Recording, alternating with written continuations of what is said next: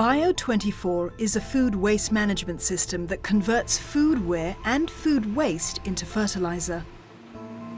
The closed-loop system is designed by Singapore-based food packaging company Tria. We don't just produce the food packaging, we also have an entire system from waste collection down to a digester, a biodigester that's able to handle the foodware, the food packaging waste and the food waste in 24 hours and turn them into compost. The organic compost, where we can further enhance and enrich them and make them into organic fertilizers. Tria's push towards circularity is becoming increasingly important. That's because the traditional take, make, dispose consumption model adopted by the linear economy is putting a strain on finite resources.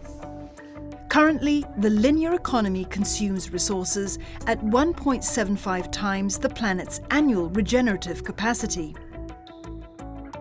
During the 2-month circuit breaker, for example, Singapore households generated an extra 1,334 tonnes of plastic waste just from takeaway and food deliveries. That's the weight of about 90 double-decker buses. The pandemic has really highlighted that we have a very dangerous relationship with our natural world right now. We're not respecting it, we're not responsible stewards of the resources that are given to us, and we are deforesting our forests and exploiting our environment. Circularity could be the much-needed alternative. The circular economy is driven by sharing, recycling, reusing, and waste management. As populations increase, as consumption increases in many areas, we need to ensure that we have those resources available.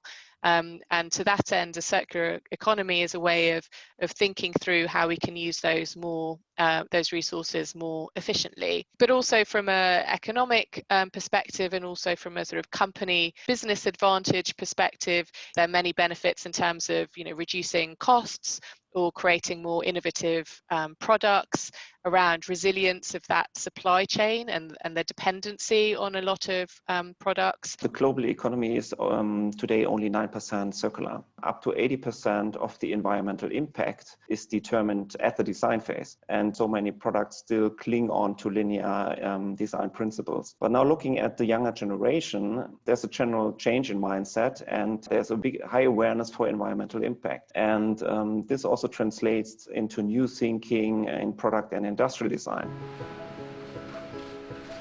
The shift towards a circular economy has been valued at $4.5 trillion by 2030. This means there are tremendous opportunities for investors. You could look at investment opportunities through single stocks of companies with a sustainability agenda.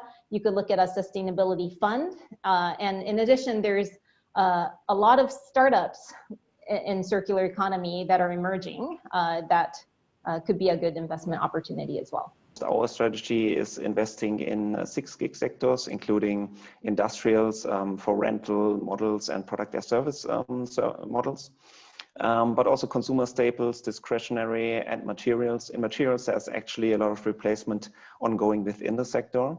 And finally, also healthcare and technology. But when you group it more into production and consumption, on the production side, we are interested in innovators. So like companies producing biodegradable consumer packaging or sensor technology for sorting automation.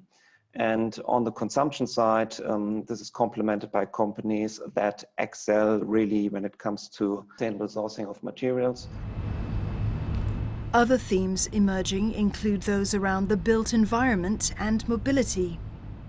One is around building design, or what we call the built environment. And this is about the modular design and use of building infrastructure, where they're made of recycled materials, they're modular so they can be assembled and disassembled at will, and then they could be linked to a shared space platform. So it's a use of space in a circular way, right? So you just don't build a building and let it stand, but it's more modular.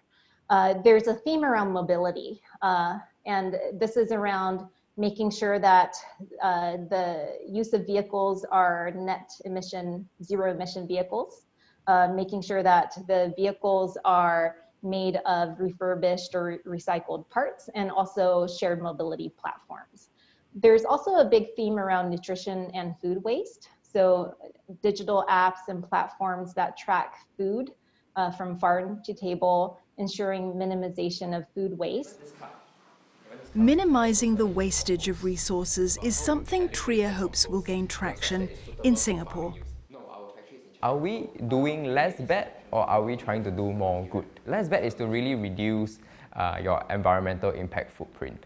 Doing more good in this sense is where I believe Singapore and TRIA should go towards to, which is to encourage more people to think of creative alternatives, to innovate, to come up with new solutions, right? Breakthrough technologies, apply them, such that we can address circularity. You should really think about, where your money goes and what products and materials you're buying, because if we can help to support companies that support the circular economy transition, then we should be doing that. We should not be buying products and services from companies who are still in that linear model where anything that you use, gets disposed of in a very irresponsible manner.